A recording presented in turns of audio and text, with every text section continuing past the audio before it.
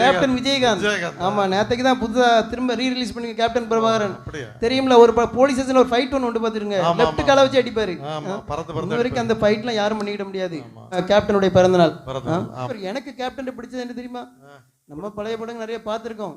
என்னன்னா சிரிப்பாரு பாருங்க. ஒரு சிரிப்பு ஒன்று உண்டு பார்த்துக்கோங்க. கள்ளம் கபடம் இல்லா ஒரு சிரிப்பு. ராம்பூர்ல அந்த ரூபி புரோட்டா கடையில் நம்ம நண்பர் ஐயப்பன் ஒருத்தர் இருக்கார். அவர் ஒரு நாள் பேட்டி எடுத்தேன். நீங்க நிறைய பேர் பாராட்டுறீங்க, இந்த பாராட்டு உங்களுக்கு எப்படி வந்துச்சுன்னு ஒரு கேள்வியை கேட்டேன். அவர் சொல்றாரு, சின்ன வயசுல திருநெல்வேலி பாஷையில சொல்றாரு, சின்ன வயசுல வந்து நான் கேப்டனுடைய படத்தை அதிகமா பார்ப்பேன், அதனாலதான் எனக்கு வந்தது அப்படின்னு. அப்படி பல விதைகள் வந்து அந்த கேப்டன் வந்து போட்டு. அன்னைக்கு ஒருத்தர் நம்ம ஆல்போன்சா ஸ்கூல்ல நம்ம காவலராக இருக்காரு. அவர் வீடு பால்காய் போயிருந்து எல்லாம் கேப்டன் ரசிகர்களாக இருக்க. கேப்டனுடைய விசுவாசியாக இருந்து அவர் கண்ணை தானம் பண்ணார், உடலையும் தானம் பண்ணிட்டார். அந்த வானத்தை போல மனம் படைச்ச மன்னவனே, பனி துளிய போல குணம் படைச்ச தென்னவனே,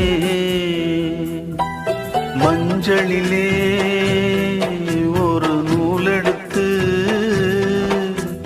விண்ணுக்கும் மண்ணுக்கும் சம்பந்தம் உண்டுன்னு சொன்னது யாரு?